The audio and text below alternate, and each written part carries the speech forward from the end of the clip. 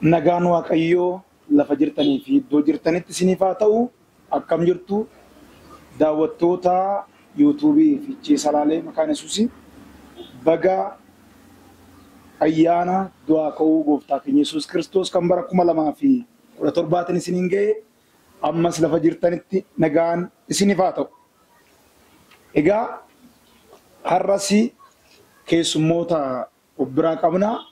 Keessummoonni keenyas as karaa bitaa kootii kan jiran luba Darajjii Tashoomee qindeessaa sabakaa Salaalee fi akkasumas walitti qabaa jaarsolii waldaa keenyaa kan ta'an karaa mirga kootiin luba Muluu Badhaanee gidduu keenya jiru. Egaa waa'ee ayyaana du'aa ka'uu gooftaa keenya Yesuus Kiristoosiin wal qabatee waan tokko tokko gadi kaafnee dhaggeeffattoonni keenya akkasumas daawwattoonni keenya waan irraa baratan jennee yaadnu gadi kaafnaa baga nagaan dhuftan isiniin jedha. Baga nagaan. Egaa guyyaan har'aa kun nuuf guyyaa addaadha. Guyyichi guyyaa itti gooftaan keenya Yesuus Kiristoos du'ee ka'eedha. Mee gara macaafa qulqulluutti deebinee Faasikaan maali? Macaafa qulqulluu keessatti waa'ee Faasikaa maali? Seenaa isaa otoo nu kaastanii. Gaariidha. Galatoomaa Waaqayyo isin haa eebbisu. Anillee warra nu dhaggeeffatan hundumaan baga ayyaana du'aa ka'uu gooftaa keenya Yesuus Kiristoos kan bara 2017 isiniin ga'e jechaa. Gaafii asii hojjetaa wangeelaa nu gaafatanii akka kitaaba qulqulluutti yookaan ija kitaaba qulqulluudhaan Faasikaa jechuun maal jechuudhaan jedhu kana yoo ilaalle gaariidha. Egaa Luqqisiin waa'ee kanaa dubbatu seera ba'uu boqonnaa 12 lakkoofsa 11 irratti ibsamee jira. San dubbisee yoo waa dubbadhe gaariidha. Yeroo nyaattan mudhii keessan hidhattanii kophee miila keessanii isa baqqee miilatti kaa'attanii ulee keessan harkatti qabattanii ariitiidhaan nyaadhaa. Inni Faasikaa Waaqayyooti. Faasikaa jechuun bira darbuu jechuudha. Egaa hiika maqaa isaarra gaafa ilaallu Faasikaa jechuun jecha afaan Ibrootaati bira darbe jechuudha. Maaliif bira darbee jedhamee fi ayyaana Faasikaa maal walitti dhufa gaaf jennee ilaallu bara Israa'eloonni waggaa 400 olii fi garbummaa jala turanii Waaqayyo karaa Museetiin isaan baasuudhaan yeroo turetti milikkitoota gurguddaa hedduu ta'eera. Haa ta'uyyuu malee gaaf tokko Waaqayyo waan kana akka raawwatan itti dubbatee ture. Sababni isaa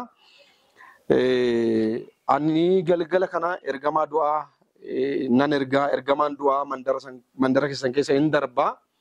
Kanaafuu saba Waaqayyo warra saba Waaqayyo hin taane warra Israa'elootaati warri Misir kana gargar baasuuf jecha dhuunfaadhaan haa ta'u gareedhaan waa qalanii dhiigni sun michichila balbala isaanii dibatanii sanammoo akka nyaachuu qabanidha.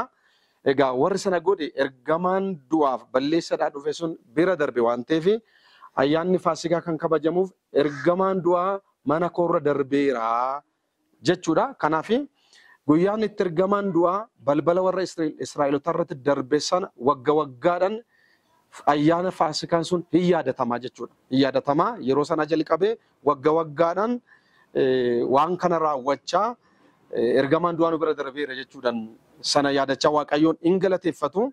Ayyaanni kun waggaadhaan kabajamaa. Ayyaanichi ayyaana warra Ibrootaati. Ayyaana warra Ibroo isaantu jalqabee isaantu kabajaa jira.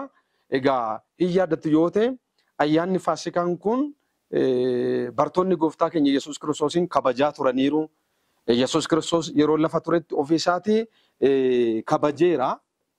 Hin yaadattu yoo ta'e gooftaan keenya Yesuus Kiristoosiin fannifamuu isaatiin dura Faasikaan ga'uudhaaf jira. Ayyaana Faasikaa eessatti kabajnaa akkamitti kabajna jennee bartoonni gaafii gaafachaa turanii. Kanaafuu bartoonnis gooftaan keenya Yesuus ayyaana Faasikaa kana kabajaa turaniiru. Fannifamuu Yesuus Kiristoosiin booddeetti garuu ayyaanni Faasikaa kun ayyaana sanuu amma kabajnu du'aa ka'uu gooftaa keenya Yesuus Kiristoosiin bakka bu'e keessumattuu kiristaanota biratti sanaan bakka bu'e ayyaanichi kan kabajamu dhuunfaadhaan qaluun hin danda'ama. Yoo dhuunfaan dadhabame immoo gareedhaan walitti daamanii qalanii wanti isaan addeeratan foon duwwaan turre. Dhiignis addeeramaa. Sababni isaa ayyaanni Faasikaa kun waan lama dhiiga irratti sin xiyyeeffata, foonicha irratti sin xiyyeeffata. Dhiigichi hin dibama.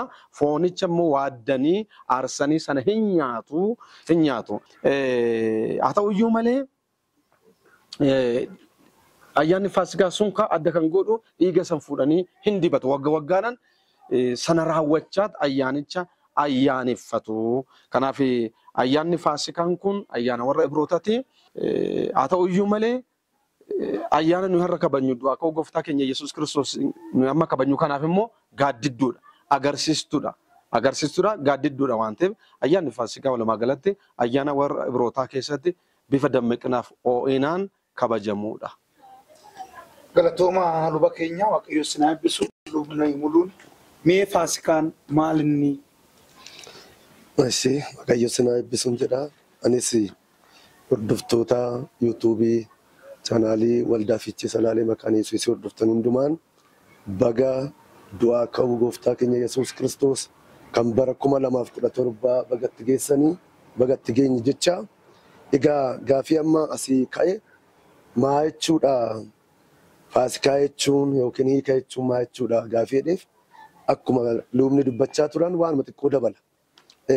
Egaa akkuma jedhame Faasikaan gaafa jalqabu akkamitti akka jalqabe seenaa isaa macaafa qulqulluu keessatti barreeffameera. Keessattuu bahu 12 irratti arganna. Maaltu darbe? Ergamaa du'aatu darbe.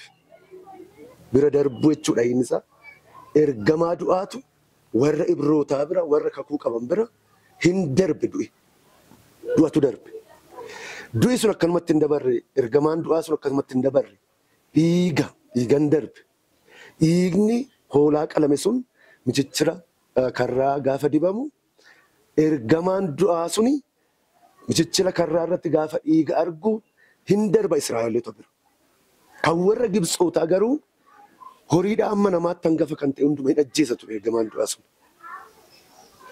Kan warra dhiigan michichilli karra isaanii dibame kan warra Ibrootaa garuu bira darbe. Isaani Faasikaatu ta'e. Isaani bira darbuutu ta'e. Innaa ergaa guddaan achi keessatti jiru maadhaa inni dinqiiwwan garagaraa ta'eera. Dinqiiwwan garagaraa ta'e keessatti inni guddaan jijjiirama kan fide maanni dhiigni hoolaa kun hamma dhangala'utti hamma dhiigni sun michichira karraatti dibamutti hamma aarsaa ta'e hoolaa sun dhiyaatutti Israa'eloonni garbummaa jalaa birmadummaa bahuu hin dandeenye ture. Ciqilee ormaa jala turan. Tokko hidhee seenan kan geeddarame Israa'el ciqilee ormaa jala garbummaa jala birmadummaa kan ittiin bahe dhangala'uu dhiigaa hoolaa saniiti. Dhiigichi immoo du'a bira dabarse. Warra Feroon harkaa, warra gara jabeeyyii san harkaa, warra jajjaboo san harkaa kan ittiin birmadummaa bahanii deemuu jalqaban seenan kan jalqabe dhangala'uu dhiiga hoolaa sanii jechuudha. Kanaaf Faasikaa jechuun dhangala'uu qalamuu hoolatiin du'a bira darbee ergamaan du'a bira darbee yaada jedhu of keessaa qaba. Waaqayyoon sinaa eebbisu luboota keenya. Egaa asiis achiis kan ka'e Faasikaa jechuun bira darbuudha. Mee kanaan wal qabatee egaa lubni darajeen waan tokko tuqaniiru foon qofa miti kan hirmaatan sabni Israa'el dhiigallee adda hirmaatanii Faasikaadhaa fi du'aa ka'uu gooftaa keenya Yesuus Kiristoos maaltu walitti fida? Faasikaan kan warra Ibrootaa seenaa macaafa qulqulluu keessatti dhaloota Kiristoosiin dura naannoo waggaa 2000 dura kabajamaa ture. Har'a garuu nuti immoo du'aa ka'uu gooftaa keenya Yesuus Kiristoos yookaan afaan barameen Faasikaa kanneen kabajnaa maaltu walitti fida? Hariiroo maalii qabu? Waan jedhu gabaabinatti nu kaaftani. Tole ergaa warra Qorontoos duraa boqonnaa 5 lakkoofsi 7 irratti gaaf dubbisnu macaafni qulqulluun keenya akkas jedha. Kiristoos hoolaa Faasikaa keenyaa aarsaa nuu ta'eera. Asii jalqaba.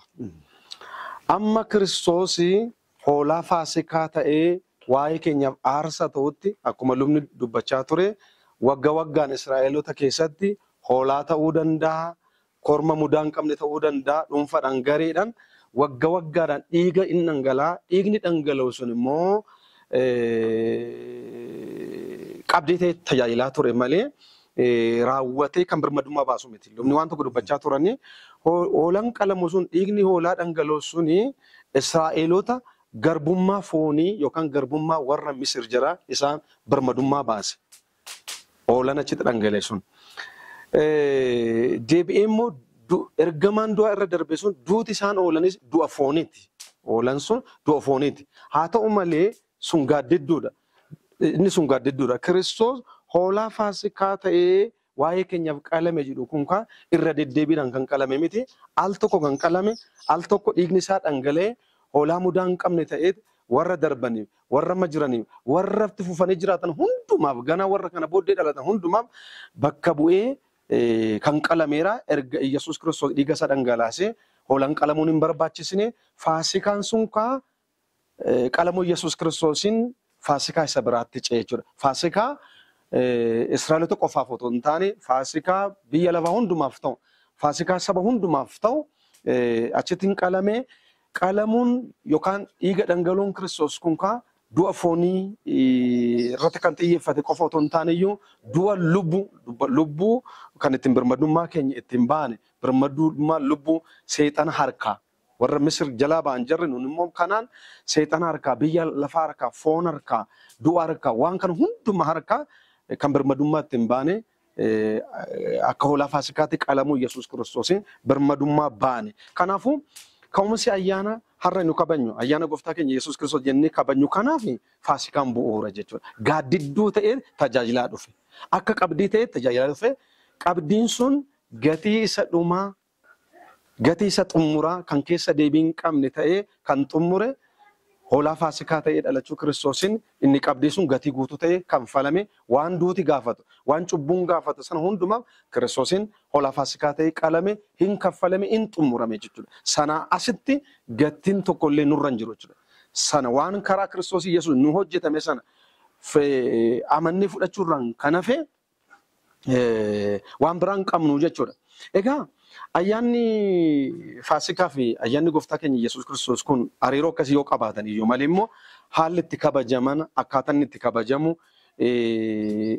garaagarummaa mataa isaanii qabu. Egaa ayyaanni gooftaa keenya Iyyasuus Kiristoos kun kan inni jalqabe waa michichila waa dibuudhaan otoo hin taane Kiristoostu waa'ee biyya lafaaf waa'ee cubbuu namootaaf qaraaniyoo gubbaatti fannoo gubbaatti fannifamuudhaan ayyaanni kun achi eegala.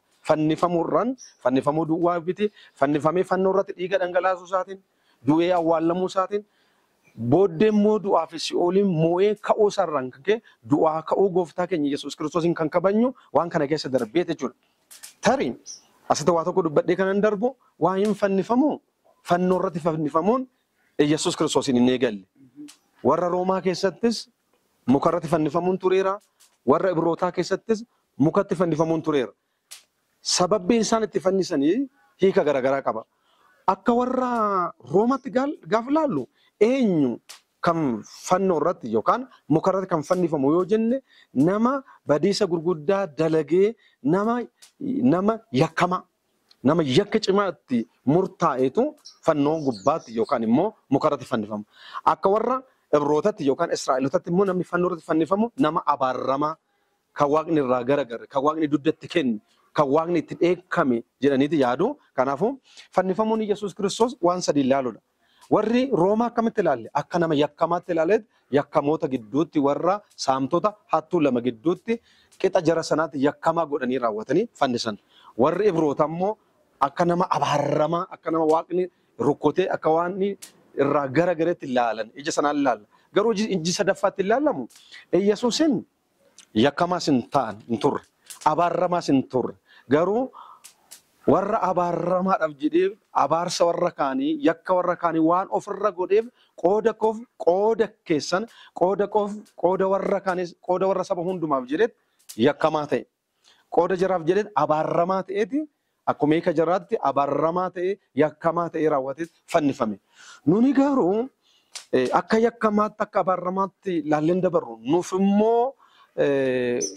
nuuf immoo guyyaa efti itti nuu bahe guyyaatti kiristinnaan keenya hiika argate guyyaatti idaan keenya kanfalame waan ta'eef fannifamuun gooftaan keenya Yesuus Kiristoosiin fayyina nu fidee dhufee fannoo irratti fannifamee san booddee egaa in du'ee in awwaallame akkuma nama kamitti du'ee awwaallamee guyyaa sadaffaatti immoo akkuma macaafni faarfannaa macaafni raajotaa macaafni seenaa dubbachaa turetti immoo guyyaa sadaffaatti du'aa ka'e guyyaan itti du'aa ka'e waggaa 2000 duraa sana yaadachaa kabanya jechuudha. Egaa gammadaa kabanya ayyaana gammadamaa galateeffachaa faarfatamaa kabajamuudha ayyaanichi bifa kanaan kabajama hariiroon isaanii fi wanti isaa walitti fidu isa kana.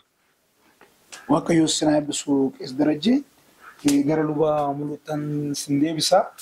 Egaa lubna si waan baay'ee kaasaniiru keessayyuu qabxii dura kaastan irratti hoolan qalame suni saba tokkichaaf hojjete. Sanuyyuu saba san keessayyuu warra dhiigni michichila mana isaan irra jiru. Sabuma sana iyyuu ta'ee namni michichilicha irraa dhiiga hin qabne hin du'a jechuudha. Inna Faasikaa kanaaf yookaan du'aa ka'uu Yesuusii fi isa bara kakkumoo Faasikaa Ibroonni kabajan sana akkamitti walitti fidduu mee waan lubni kaasa wajjiniin kan dura kaasta wajjinis waan tokko tokko dhaggeeffattoota keenya biraan nu ga'a. Waa baay'een lubni kaaseraanis mee Efesoon boqonnaa 2 lakkoofsa 14 irratti sagalee jiru akkas jedha isa dubbiseen waa xiqqootti dabala. Maqaa gooftaa Yesuusin nan dubbisa. Kiristoos nagaa keenya inni keenyan diinummaa isa gidduu ture diigee warra Yihuudoota hin ta'in Yihuudootas lamaanuu tokko godheera jedha. Inni kakkuumuuf akkuma jedhame warra Yihuudootaatiif hojjetama. Hoolaan qalamu suni aarsaan dhiyaatu suni dhiinni suni Yihuudoota qofaaf. Yihuudoota Yihuud ta'anii immoo dhiinni sun hin jiraanne akkuma dubbatamee ture ergamaan du'aa suni bira hin darbu. Kanaafidha Yihuudoonni hundumtuu hoolaa mana isaaniitti qalanii dhiinni akka michichila isaanii dibamu kan godhameef. Egaa inni kan kakuu haaraa kuni Yesuus Kiristoos keenyaa diinummaa isaan gidduu jiruudha. Ilaala kamiif kam kan warra Yihuudii kan hin ta'inis keenyaan diinummaa tureera. Namaaf nama gidduu diinummaan tureera. Namaa fi Waaqayyo gidduu diinummaan tureera. Diinummaa lachuu kan diigee tokko godhe isa Faasikaa Yesuus Kiristoos nuuf qalame hoolaa Faasikaa keenya dhiiga Yesuus dhangala'e. Yesuus Kiristoos namaaf nama walitti araarse. Yesuus Kiristoos namaaf Waaqa walitti araarse.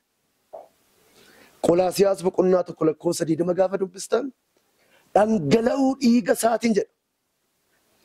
Waaqayyoon nama hundumaa ofitti araarsedha. Hin araarse hoolaa araara ta'e Yesuus.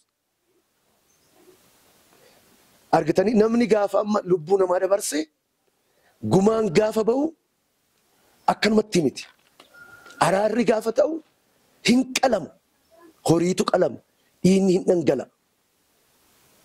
Araarri akka ta'uuf dhugumatti.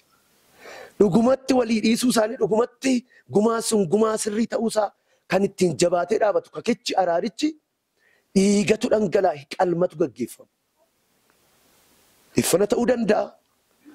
Hoolaa ta'uu danda'a. Qalameet qalmi sun dhiinni sun dhangala'eet foonichi nyaatameet kanatti walitti araaramu. Akkuma kana nuuf Waaqayyoon walitti araaramuun keenya kan ittiin mirkanaa'e eeudhaanii dhangala'uu dhiiga Yesuus qalamuu Yesuusin du'ee du'aa ka'uu Kiristoos kanaan. Kanaaf inni kakuu moofaaf inni kakuu haaramaa jedhamu akkuma masii jedhamaa ture Yesuus Kiristoos saba hundumaaf kan qalame kan aarsaa dhiyeesse foossaa dhiiga isaa fuudhee kan fuula Waaqayyo Abbaatti nuuf dhiyaate Kiristoos Yesuusidha. Ofii isaadha. Hoolaaf miti yookiin horii miti. Si'a tokko fuudhee ol seene mana qulqullummaa yookiin fuula Waaqayyootti kan si'a tokko ol fuudhee fuula Waaqayyoo dhaabate fuudhee seenee dhiiga isaa ofii isaa fuudhee seene. Kuni kaa araarri dhugumatti Waaqayyo biraanuu ta'uusan dhiiga Kiristoos kanaan mirkanaa'e. Kana eenyumtu gochuu hin danda'u. kadhataan namni kana gochuu hin danda'u. Hojii gaarii hojjechuudhaan isa Kiristoos nu hojjete kana hojjechuu hin dandeenyu. Fayyina Iyesuus Kiristoos qofatu nuuf hojjete. Soomuudhaan maal waan garagaraa seerota maal waan garagaraa gochuudhaan gonkuma isa Iyesuus hojjete kana namni hojjechuu hin danda'u. Ergamaan hojjechuu hin danda'u. Fayyina kana Kiristoos qofatu hojjete. Galanni isaaf haa ta'u. Iyesuus hoolaa araaraa ta'ee Waaqayyo Abbaa wajjin walitti nu araarse. Ni araaraa keenya Iyesuus. Dhiiga isaaniin araaramuun keenya mirkanaa'e. Ofitti araarsee dhangala'uu dhiiga Iyesuusiin. Kanaaf inni kakuu haaraa kun saba hundumaaf adii gurraacha duu gargar hin baasin. Nama kan ta'e hundumaaf aarsaan dhiyaate ilma isaa Iyesuus Kiristoosidha. Dhiiga Kiristoos, foon Kiristoos. Isaan malee namni fayyina argachuu hin danda'u. Kan nama hundumaatiin inni kakuu haaraa. Maqaa Waaqayyoo kan eebbifame haa ta'u, egaa hordoftoota yuutuubii Fiichee Salaalee ammas irra deebinee baga ayyaana gooftaa keenya ayyaana du'aa ka'uu Kiristoos Yesuus isin geessiniin jechaa ayyaanichi kan nagaa isiniif haa ta'u jennaa. Sababni isaa akka macaafni qulqulluun amma Efesoon boqonnaa 2:14 irratti nutti dhufametti Kiristoos nagaa keenyadha. Ayyaanichi gama biraatiin ayyaana nagaati jechuudha. Akka gammadaatti jirtan namannaa. Egaa guyyaan guyyaa ayyaanaati.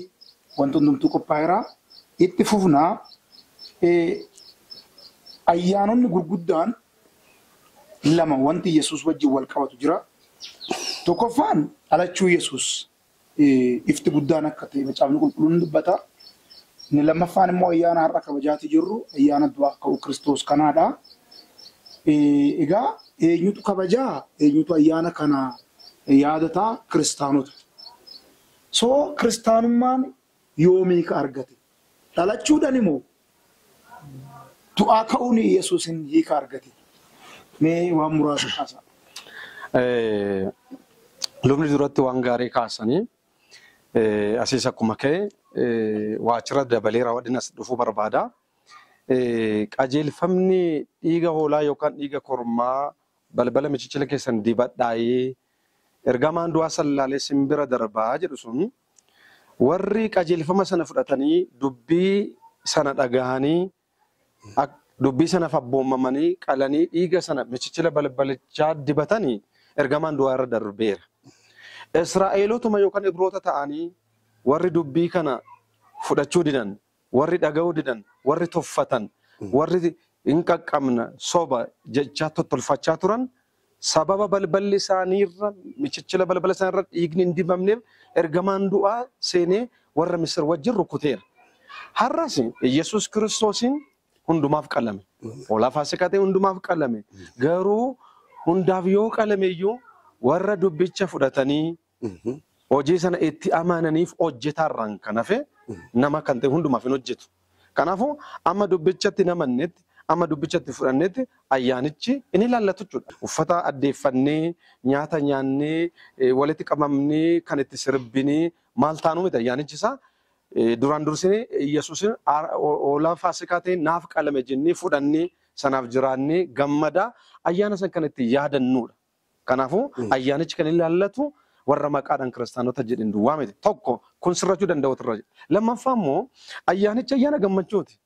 Sababni isaa guyyaatti birmaduu ba'an, guyyaatti kiristinnaan keenya hiika godhate, guyyaatti lallabni keenya hiika godhate, guyyaatti nuyi abdii horanneera, guyyaatti kiristinnaan keenya xumura godhame guyyaa ta'ee jirru. Macaafni dhugaadha torbeen amma waan darban kun torbee samoona dhiphinaa yoo jedhameeyyuu nuni dhiphachaa miti kan yaadannu. Nuyi amma irra deebinee dhiphanna yoo ta'e dhiphina Kiristoos sana gatii balleessaa jirra. Bishaan itti naqaa jira jechuudha. Miila qullaa deemuun barbaachisaa miti. Waliin oduun baay'ee barbaachisaa miti. Sababni isaa gammadaa dhiqannee dibannee gammadaa faarfachaa waaqeffachaa waa waaqni nu godhe kana afaan nu galiin qooqa nu galiin faarfannaa waaqeffannaa yerootti waaqeffannu irraan kan hafe malee irra deebiidhaan wagga waggaan sababa gaddinu tokkoyyuu hin qabnu jedhu kun jala muramee baay'ee beekamuu qaba. Egaa Qorontoos duraa boqonnaa 15 guutummaa isaa gaaf dubbistanii Phaawulosiin maal jedhaa sababbii amantaniif yoon beeknedha. Qaama lama jira jechuudha. Sababbii maaliif akka amanan eenyu akka amanan akkamitti akka amanan warri beekan jiru warri hin beekne immoo amanneerra nu kiristaana jecha warri duuka yaa'an jiru Phaawulosiin kana kan inni jiru boqonnaa 15 lakkoofsa tokko qabdanii gaafatan kana bara kitaabni kun barraa'u keessaa du'aa ka'uun hin jiru warri jedhan turaniiru. Warri du'anis hin ka'anii Kiristoosis du'aan hin kaane warri falman waan tureef jaraaf deebisuuf jecha Yesuusin du'aa ka'eera. Yesuus du'aa hangafa ta'ee ka'eera. Isa qofaa miti nuunis immoo dabaree keenya eeggannee gaaf tokko warri du'anii jiran du'aa hin ka'u jedhee macaafni qulqulluun jala muree dubbata. Du'aa ka'uun hin jiru yoo ta'e maal? Kiristoos du'aa hin kaane taanani kiristinnaan keenya hiikan qabudha. Phaawulos dubbata. Amantiin keenya akkasumaanidha. Lallabni keenya akkasumaanidha. Faarfachuun keenya akkasumaanidha. Walitti qabamuun keenya akkasumaanidha.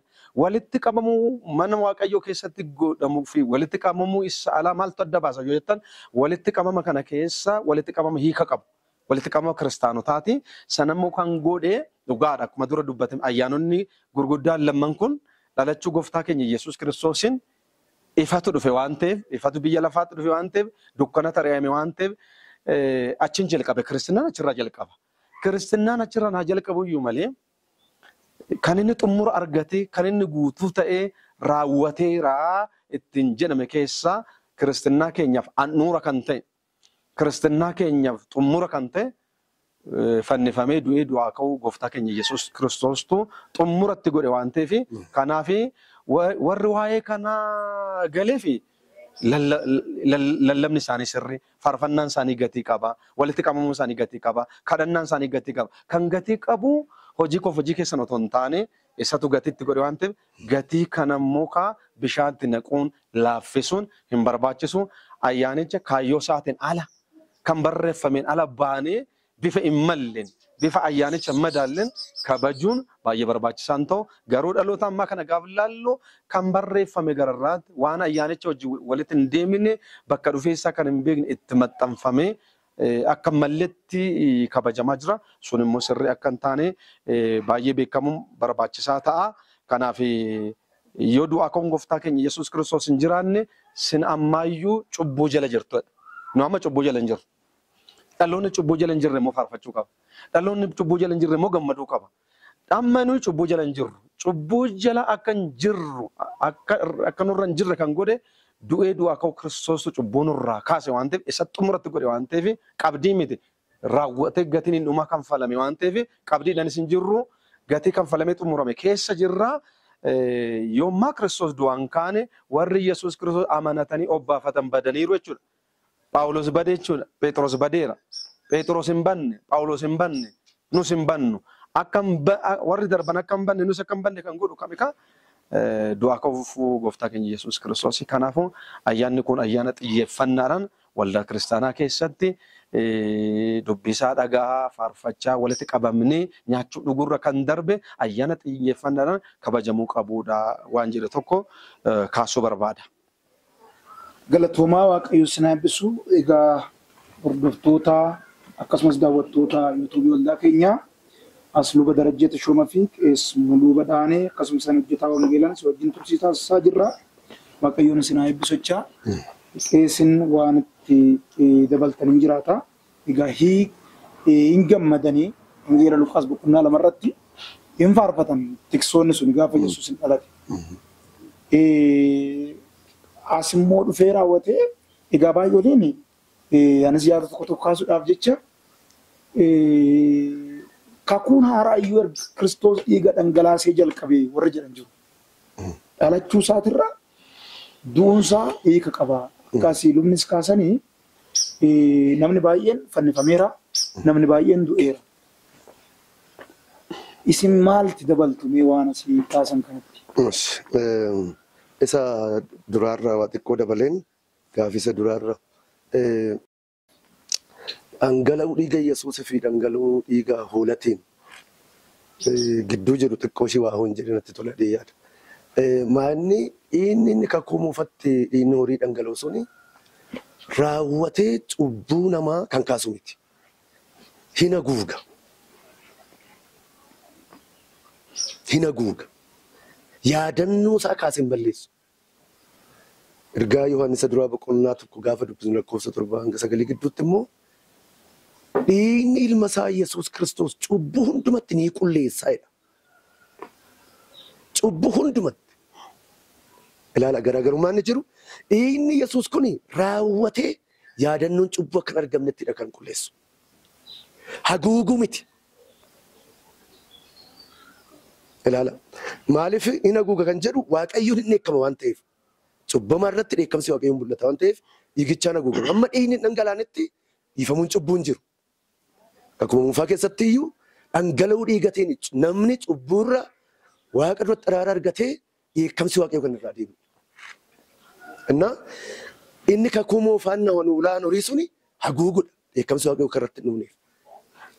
Inni kan Yesuus kun garuu raawwatee yaadannoon cubbuu suni akka hin argamnetti qulleessa.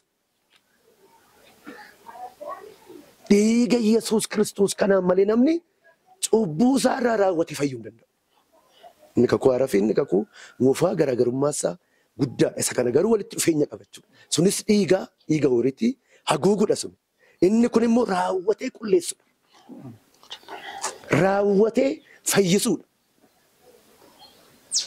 Inni Kiristoos akka kanattidha kan hojjetu. Egaa isaan magaafii ka'etti kiristaanummaan isaa jalqaba. Maalidha kan jedhu kuni egaa akkuma amma luubni kaasaa turan kan jalqabe dhalachuudhani. Dhalachuu Kiristoosiin fayyisaan biyya lafaa saba hundumaaf kan ta'u fayyisaan dhalateera jedhama. Waaqatu foon uffatee dhalate. Jalqabni achi kiristaanummaan kan jalqabe. Innaa akkuma jedhame guutuu kan ta'e garuu du'uu Yesuusin, fannifamuu Yesuusin, du'aa ka'uu Kiristoosiin kiristaanummaan hiika godhate. Du'aa ka'uunis jireenyis anadha Yesuus. Yesuus waan gurguddaa lama nutti agarsiisa. Yesuus gaafa waa'ee Yesuus kana yaadnu waan gurguddaa lama tokko Waaqayyo Abbaa guutumaa guututti kan agarre, kan nutti hime, kan nutti agarsiise foon uffatee Yesuus Kiristoos. Isatu nutti hime eenyuyyuu nagarreedha macaafni. Waaqayyo Abbaa eenyuyyuu nagarre. Waaqayyo Abbaan jiraachuusaa nama Waaqayyo Waaqa akkamii ta'uusaa kan irraa agarre foon uffannee jedhoonne Kiristoos. Inni lammaffaan Yesuus Kiristoos kun maal nutti agarsiisa? Wanni du'anii du'aa ka'uun akka jiru. Du'anii du'aa ka'uu kan ittiin agarre Kiristoos Yesuusin agarsiisedha kana qofta.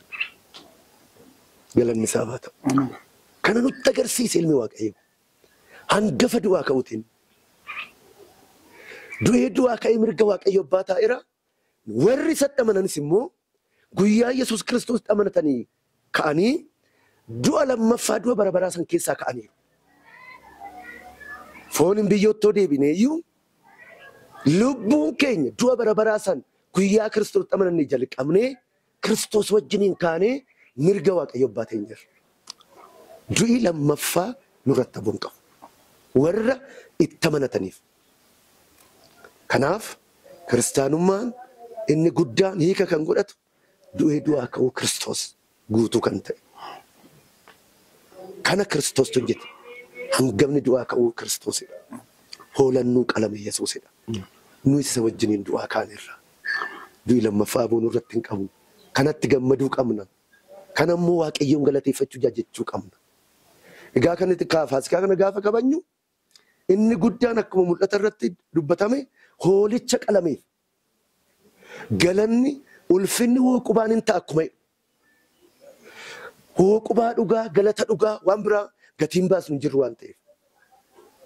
Se'echi aarsaa dhiyeessinu hin jiru. Cubbuudhaaf aarsaa si'a tokko dhiyaate ilma Waaqayyoo Yesuusidha. Yesuus aarsaa bara baraa ta'ee Waaqayyoo duratti nuuf dhiyaateera waan ta'eef nuyi Waaqayyoon kan nurraa eegu aarsaa galataati.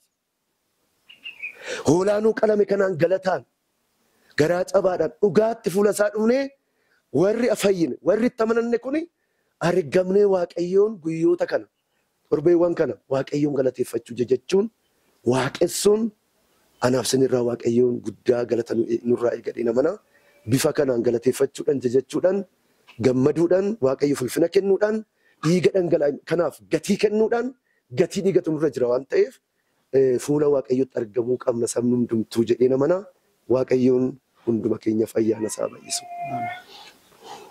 Waaqayyoon sinaa eebbisu. Egaa guyyaan guyyaa ayyaanati. Fuula keenya wanti dhugamu jira. Bunni daffaa jira.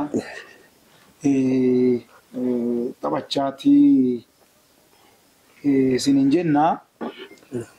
Mee Faasikaa keessaa baanee immoo Macaafni Qulqulluu keessatti isin deebisaa.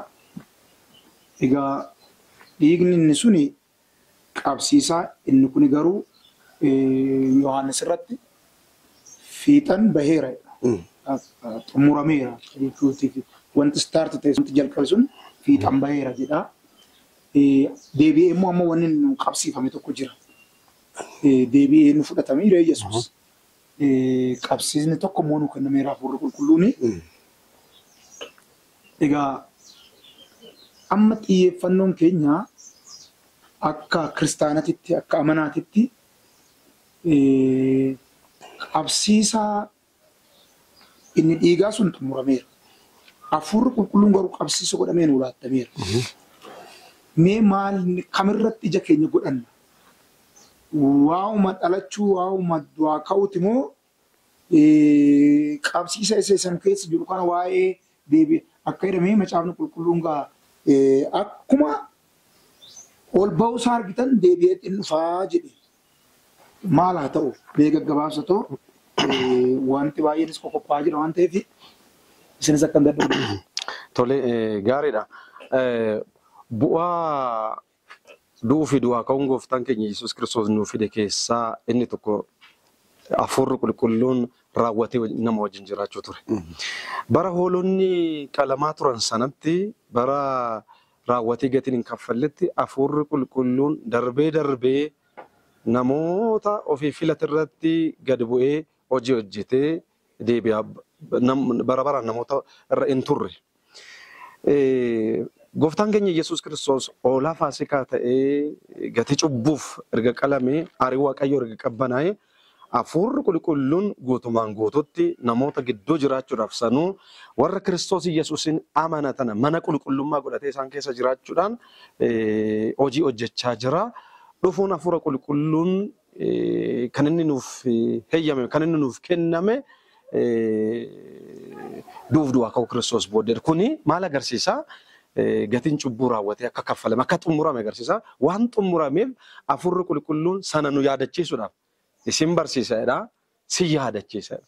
Wanta darbee si yaadannaa, isa ta'ee darbee si yaadannaa, qalbii geeddarannaa, waa'ee keenyaaf hin miixata hin kadhata. Hafuurri Qulqulluun waldaa kiristaanaa keessatti adda dureedhaan abbaa ta'ee gaggeessaa ta'ee kan hojjetu Hafuura Qulqulluu wajjin hojjennaa. Kanaafuu amma Hafuurri Qulqulluun akka qabdeetti nu kenname jechuun nu keessa jira. Nu gidduutti hojjechaa jira. Fayyuu keenyaaf chaappaa Hafuura Qulqulluun chaappeeffamneerra.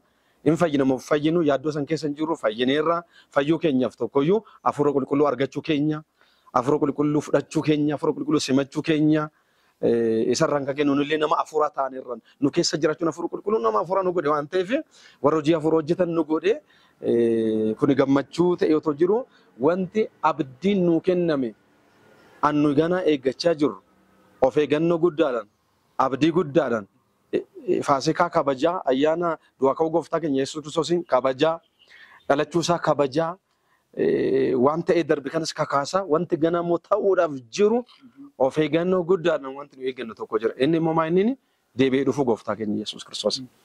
Yesuusin deebi'ee dhufaan jedhameef duraan dhufeera. Duraan dhufee nu gidduu jiraatee waan hojjechuu malee hojjetee gara Waaqayyoo Abbaatti gara mirga Abbaa isaatti deebi'ee amma irra deebi'ee dhufa. Dhufaatiin ni jalqabaa fi dhufaatiin amma irra deebi'ee dhufu kun waliif fakkaatu. Kaayyoon isaas waliif fakkaatu akkatti dhufes waliif fakkaatu. Inni duraa sun tarii daa'ima xiqqaa ta'ee dhalatee tuffatamee rukkutamee reebbamee salphatee fannifamee amma garuu fannifamuuf hin dhufu. Kan inni dhufu waan lamaaf hin dhufa. Yesuus Kiristoos hin deebi'ee hin dhufa. Kan inni dhufu warra isatti amanan fudhachuudhaaf dhufa. Sababni isaa deemee iddoo isinii qopheessaa. Abbaa koo bira iddoo baay'ee jira. Otoo jiraachuu baatte isinittan himan ture. Lafa nan jiraadhu isinis akka jiraattaniif jedheen deebi'ee dhufee si fudhadha. Yesuus deebi'ee dhufeeti nu fudhata. Hoggaan fudhatu isa wajjiniin lafa inni jiraatu san isa wajjiniin mirga Waaqayyo Abbaa bara baraan jiraanna. Lafa kanarra akkuma macaafni akka dubbatutti yoo jiraanne waggaa 70 yoo baay'ate immoo 80 san dabarraan bu'aan qabu. Garuu Yesuusin gaafa deebi'ee dhufee nu fudhatu kaa lafarra miti lafa rakkinni jiru miti lafa rakkinni hin jirre lafa boo'ichi hin jirre lafa beelli hin jirre lafa waraanni hin jirre lafa oduun gadeen hin jirre lafa bara baraan faarfachuun gammaduun ergamoota walitti makamanii jiraachuun jiru sana mirga Waaqayyo Abbaa ergamoota wajjin duwwaa miti. Lafa inni jiru sa wajjiniin mirga Waaqayyo jiraannaa abdiin nu kenname tokko Waaqayyo wajjin jiraachuudha. Sun immoo kan ta'u deebi'ee dhufee nu fudhachuu isaatiin. Deebi'ee dhufee nu fudhachuu isaatiin tarii dhufaatiin isaan kun kaa warra isa amananii warra isa eeggataniif gammachuudha. Warra isa namanneef warra fannifamuu Yesuusiif hin fudhanneef warra hojiin Yesuus Kiristoos dhalachuudhaan du'uuf du'aa ka'uun hojjeteef iddoo hin qabne laphee isaatti iddoo hin qabne warra hin simanneef garuu salphina. Sababni isaa ulfinaan dhufa waan ta'eef mo'icha guddaan dhufa waan ta'eef gaafa inni dhufu kana lafatu raafamaa uumamatu raafamaa hundee lafaas socho'aa kanaaf jala dhaabbachuun hin danda'amu. Warri isa waraana hundinuu hin arguudha waan ta'eef jaraaf immoo salphina qaaniidha. Kanaafuu qaaniin sun akka nu arganne yelluun sun akka nu arganne amantii isaa amma jalqabne kana qabachuu qabna. Ndoo Qorontoota duraa boqonnaa 15 isa jalqabatti waa'ee du'aa ka'uu gooftaa keenya Yesuus Kiristoosin jedhu san jalqabaaf dhuma isaa hundu bisinatti tol. Jalqabni isaa maal jedhaa? Qorontoota duraa boqonnaa 15 lakkoofsa 1-2 hundu bisa kaza. Ammas yaa obboloota koo wangeela isa nan isinitti lallabee isa isin fudhattan isa isin ittiin cimtanii dhaabbattanii jirtan isin nan barsiisa. Sababbii amantaniif otoo hin beekin fudhattan yoo ta'e malee akkuma isinitti lallabeetti yoo eeggattan wangeelichumaan hin fayyitu jedha hoggaa jalqaba. Hoggaa xumurumoo maal jedhee xumuraa? Hoggaa xumurumoo maal jedhee xumuraa?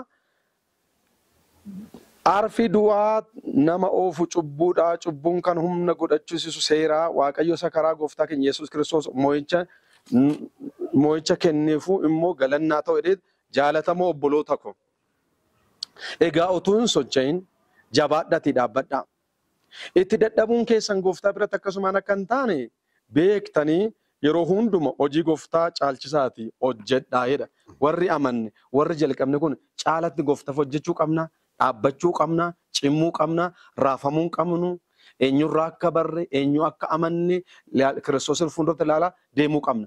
Warri carraa kanan hin arganne ammayyuu immoo gara bobaasaa jalatti baqachuudhaaf akka dubbii kanatti jiraachuudhaaf carraa qabdu waan ta'eef carraa kanatti fayyadamtanii gara kana dhufuun isinirraa hin eeggamaa waan jedhu kana kaasuudha.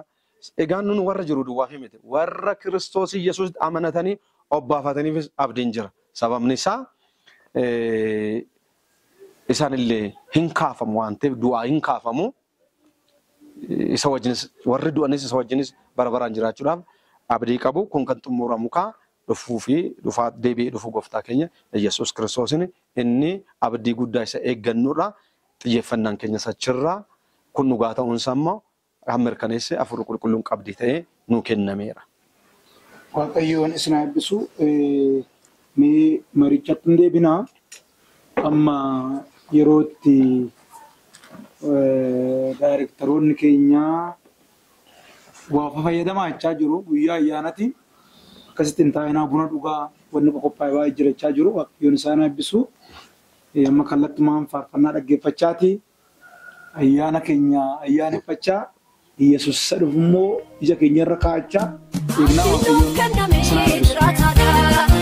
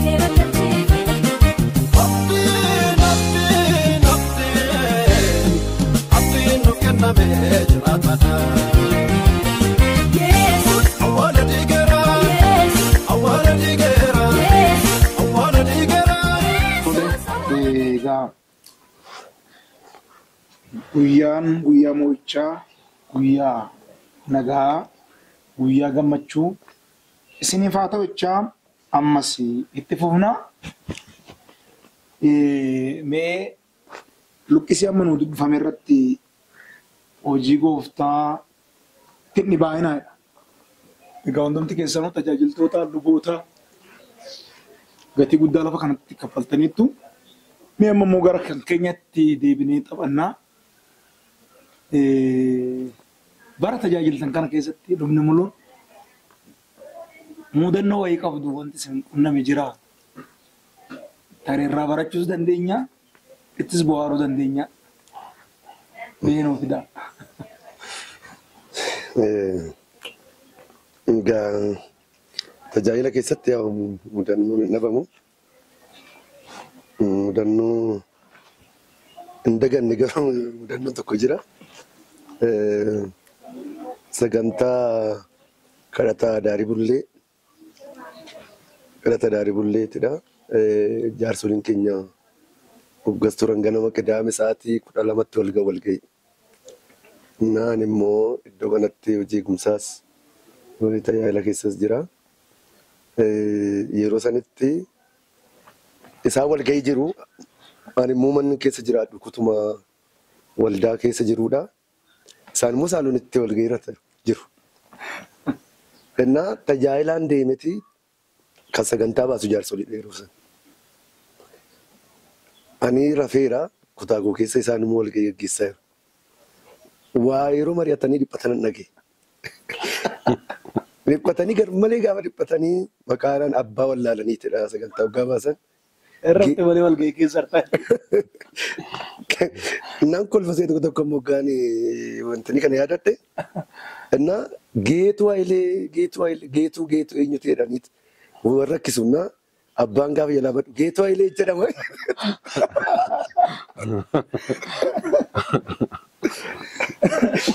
Achi toleeraadha waan jaarsolaa keessa tokko dhufeetuma karra malee bakka irra narra dhaabatanii irratti hin kolfe garmalee kolfe. Kun irrifatan natti fakkaata.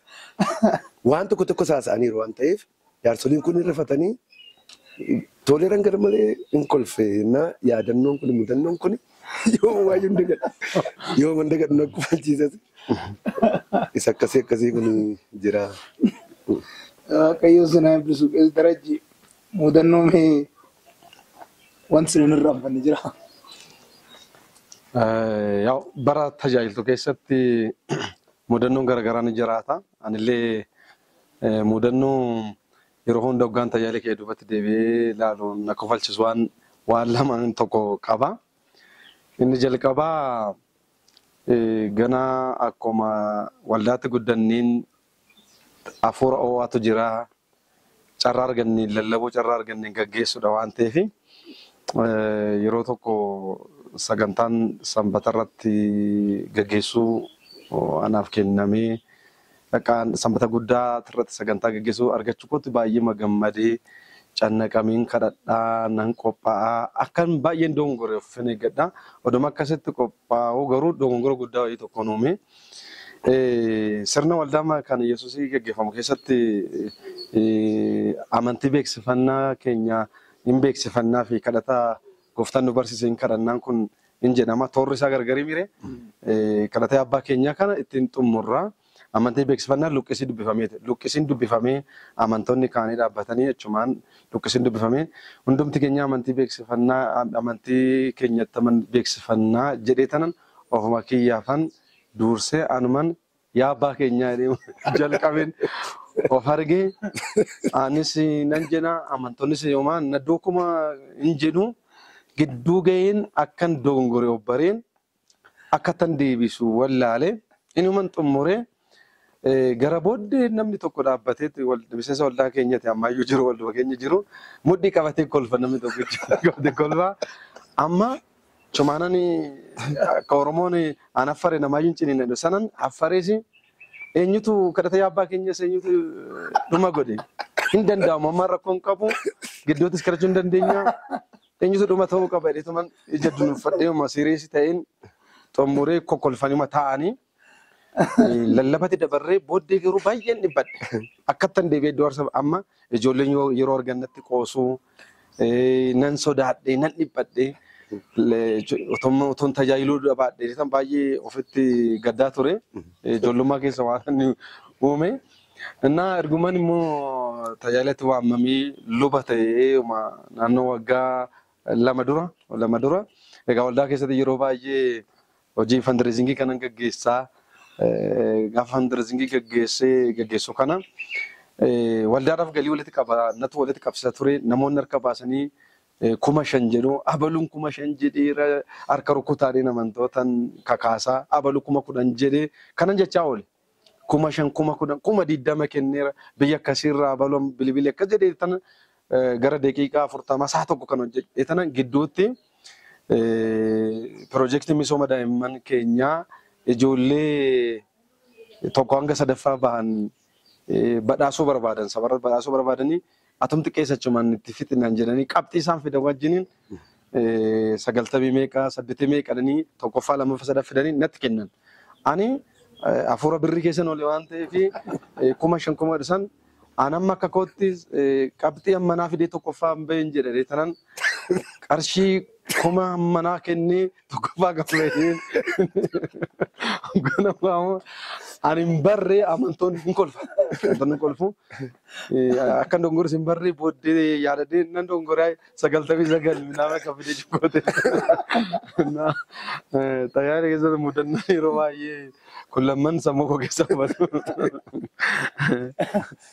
Qeesiin ciisanii walgahii keessa turanii qeesiin immoo qabxii qarshii 5,000 jedhu waaqayyo sana yabbisu egaa waa akka irraa barattan akka itti bohaartan namanna.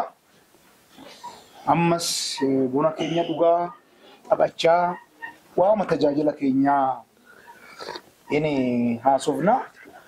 Egaa qees darajjeen yoo waan baay'ee illee haasoo dhabaanne xiqqoo ishii eenyu daqiiqaa muraasa eenyu qeesini. Amma immoo yeroo kanatti sabakaan salaalee hoo maalirra jira? Fiichee salaalee hoo maalirra jira?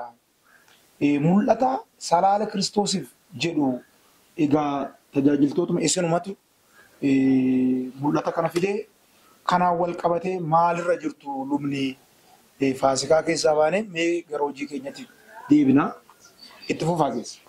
Tole egaa lubni darajjee eenyu isa jedhuuf ani luba darajjee Tashooma Baalamiin jedhama maqaan koo guutuun. Anan dhaladhe sasuma godina salaalee kana keessatti dhaladhee ijoollummaa kootti maatiin kan keenya gooftaa fudhatanii yeroo xiqqoorraan kana fi umurii ijoollummaarraan kana fi harkarra caalu manuma waaqayyoo keessatti of argee wanta adda biraa baay'ee hin beeku amantiisa kan biraa baay'ee hin beeku manuma waaqayyoo keessatti guddadhee haa ta'u iyyuu malee waldaan keenya kun waldaan fiichee salaalee kun dursa fiichee diskatamaa jedhamtu kun yeroo waldaa haadhoo waldaa fiichee makaansirraa as dhuftu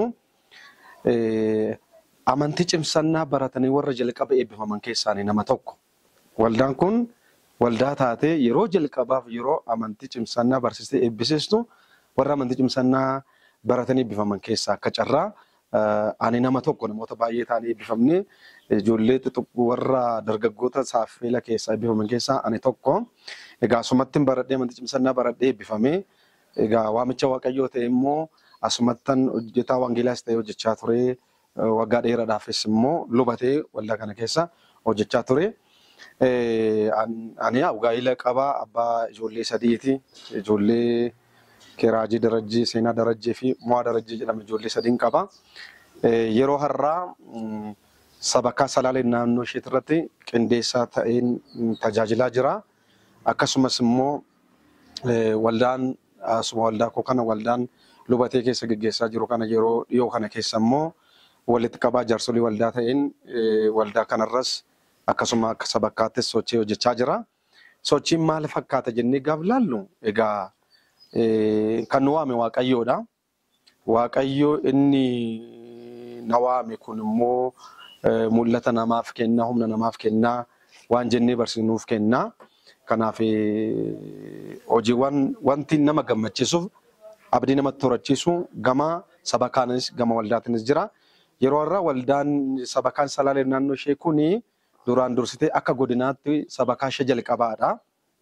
Bara 1981 keessa hundoofte yeroo isa waldaa afuriin hundoofte akkuma Salaaleetti. Waldaan tokko Aanaa Dagam keessa waldaa Yaayyaarooti. Aanaa Kuyyuu keessa immoo waldaa amantoota Goseeti. Warra Jaarsoo keessa waldaa Baddeessaa jedhamuu fi waldaa ishee magaalaa kana keessa waldaa haadhaa kan taate waldaa Magaalaa Fiichee Salaaleetiin hundeeffamte. Haa ta'u iyyuu malee yeroo har'aa bal'attee sabakaan gurguddaan lama sabakaan warra Jaarsoo fi sabakaan Kuyyuu naannoo ishee as jala bahaniiru.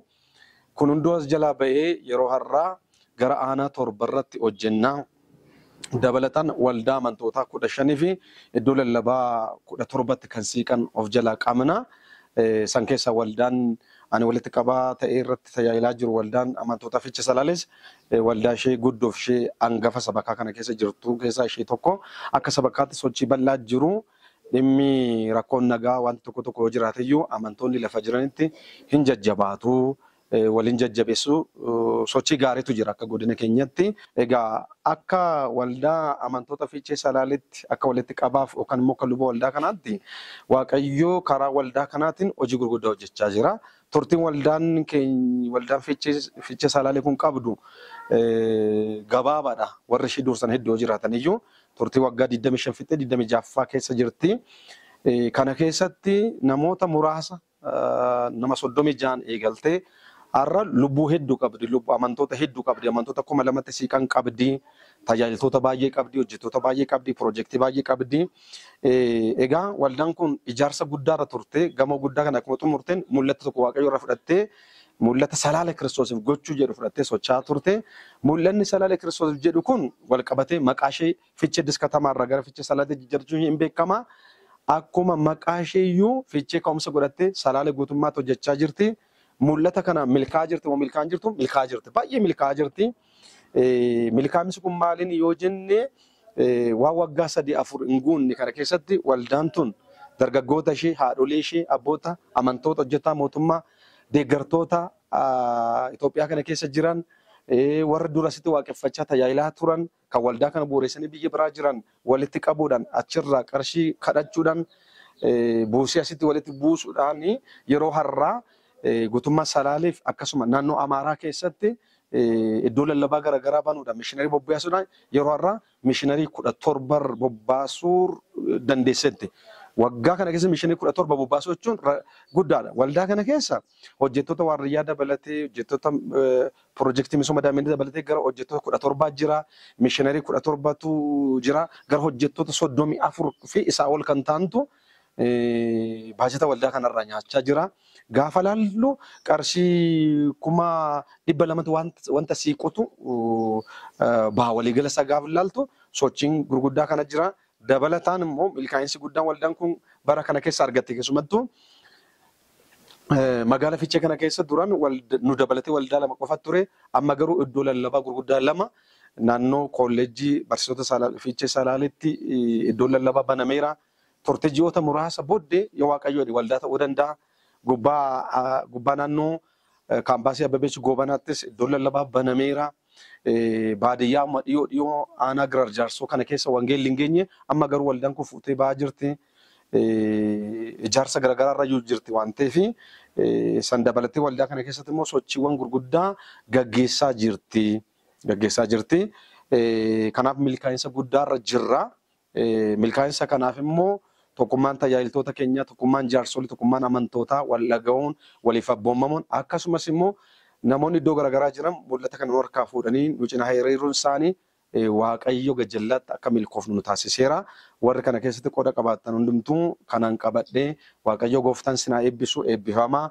Ammas harka mirgaa keessan nu kennuu keessan, ammas qabeenya keessaniin, beekumsa keessaniin, kadhannaa keessaniin waan dandeessan hundumaa nu cinaa yoo hiriirtan yeroo gabaabaa keessatti akkuma mul'ata keenyaayyuu Salaalee Kiristoosiif goonee waldaan baay'ee, sabakaa baay'ee yoo Waaqayyo jedhee maqaa Salaaleetiin sinadoosii guddaan tokko biyya kana keessa inni dhaabbata amantaa jennu socho'aa jirra.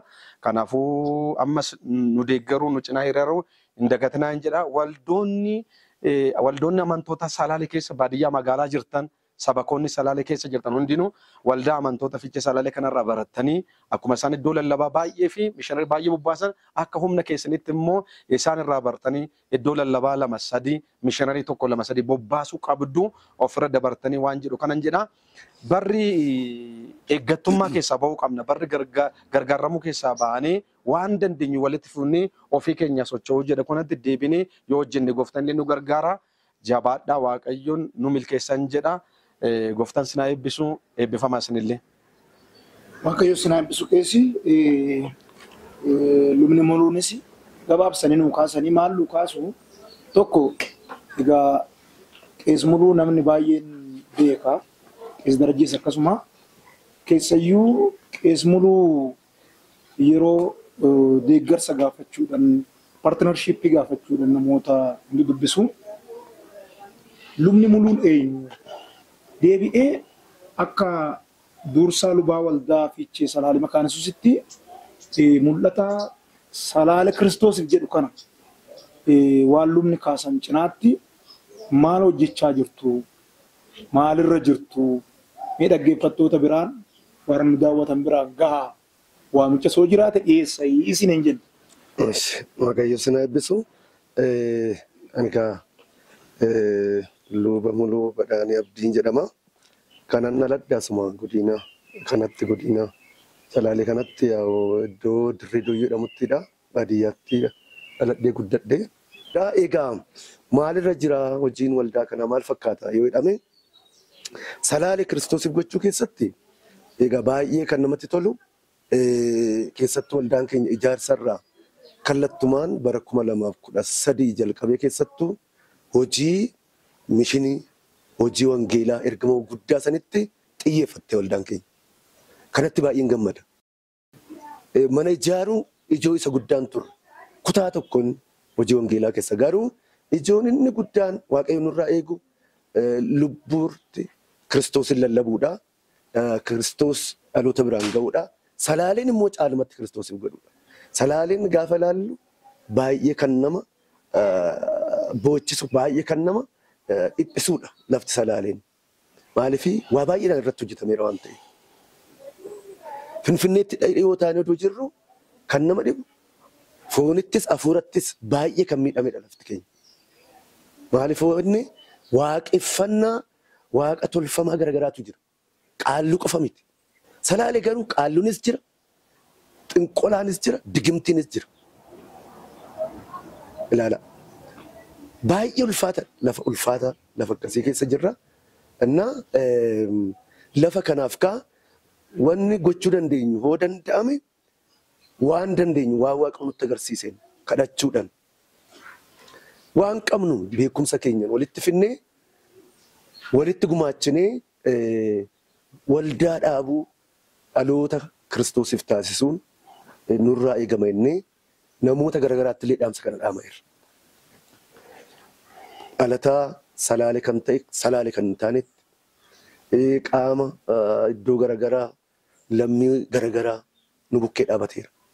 Hojii keessattuu mishinii hojjenne kana keessatti jechuudha. Salaalee irrallee lafa amantiidhaaf itti ajjeefaman amantoonni lafatti ari'ataman kan itti arraffaman kan itti danqaman kan itti cabanii akka nama yakka hojjeteetti kiristaanonni lafatti ilaallamuudha jechuudha. Warri kana dhageessan fagoodhaa dhiyoodhaa ammallee Waaqayyoo nama isin gargaaretti akka nu faana taatan akka hojii Waaqayyoo kana hojjettan qabeenya keessan gorsaan kadhataan nu bukkee ta'a salaalee Kiristoosiif hin ta'a. Waaqayyoon kana hin godhaa. Waaqayyoon immoo nu gargaareera. Waaqayyoon warra immoo natti nu gargaartan Waaqayyo sinaa eebbisu eebbifamaa. Ammas nu faana waan taataniif gooftaa sinaa eebbisu jechuun barbaada.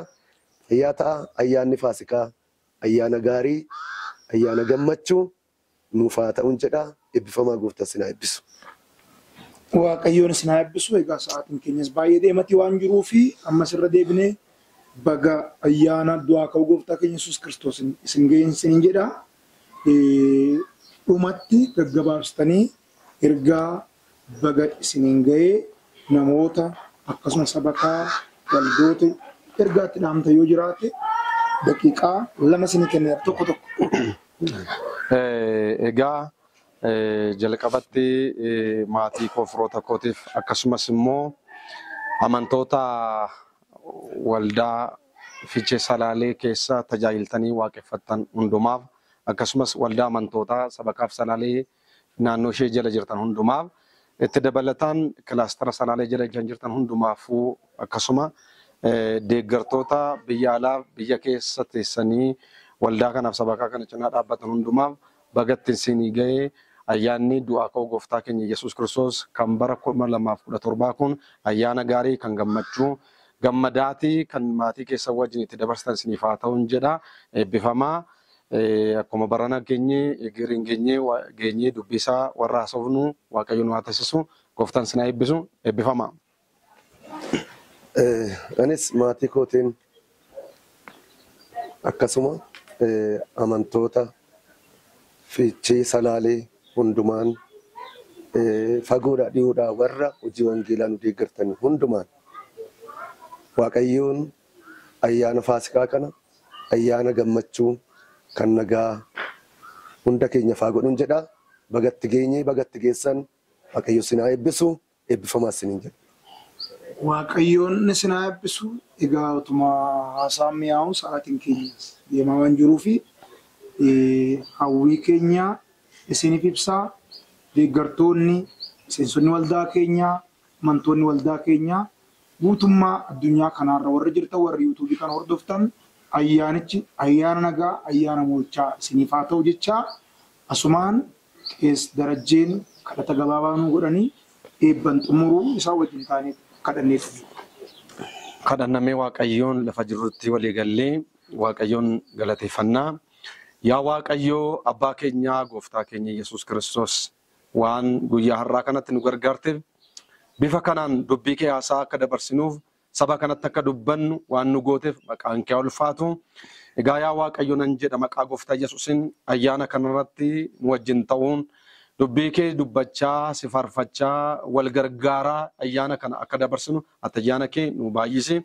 Egaa yaa Waaqayyo amantoota saba kee iddoo garaagaraa jiran hunda isaanii akka eebbistu akka eegidduun si kadhadhaa lafa jiratti wajjin ta'ii warra karaa deeman wajjin ati ta'ii nagaatti baanii nagaatti haa galanii hojii isaanitti haa milkaa'anii keessumattuu yaa Waaqayyoo biyya Salaalee kana Kiristoosiif gochuudhaaf jedhanii kadhata isaaniin gorsaan qabeenyaan beekumsa qaban hundumaan yaa Waaqayyoon cinaa warra hiriiran fagoo kan jiran dhiyoo kan jiran mana isaanii jireenya isaanii gaa'ela isaanii dhala isaanii hojii isaanii wal qixxeef jedhiin si kadhadhaa.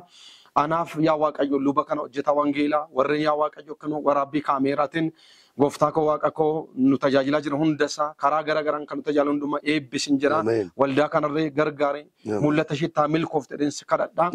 Yaa Waaqayyo hamaan biyya keenyarra jiru haa cabu ariifatee nagaan biyya keenya biyya Salaaleef nagaan Oromiyaadhaaf nagaan guutummaa Itoophiyaaf kaaba kibbatti bahaa dhiyaatti baadiyyaa magaalatti ariifatee nagaan haa ta'u jedha. Waan gootu waan nu dhageessuuf ulfaadhu irraa yeroo keenya hunduma fudhu maqaa gooftaa keenya maqaa Yesuusiin ameen. Jaalalli Waaqayyo abbaa ayyaanni gooftaa keenya Yesuus Kiristoos tokkummaan hafuura qulqulluu amma jalqabee bara baraatti lafa jirtan hundumatti tokkoon keessan wajjin haa ta'u ameen. Nagaa Waaqayyo hunduma keessa wajjin haa ta'u Waaqayyo isin haa eebbisu kan asitti yeroo keessa waan nu laattaniif ulfaadhaa akkasumas ogeessa kaameraatii fi ogeessa editingii obboleessa keenya Darajjee Bojaa Waaqayyoon isin haa eebbisu namoonni bifa kanaan ayyaana kan wajjin dabarsitan buletti keenya Maahilee Tayila Masqal hojjettuu piroojeektii keenya CSP irra kan jirtu Waaqayyoon si haa eebbisu jechuu jaalannaa Waaqayyoon hunduma keessan haa eebbisu nagaa Waaqayyoon ayyaana gaarii.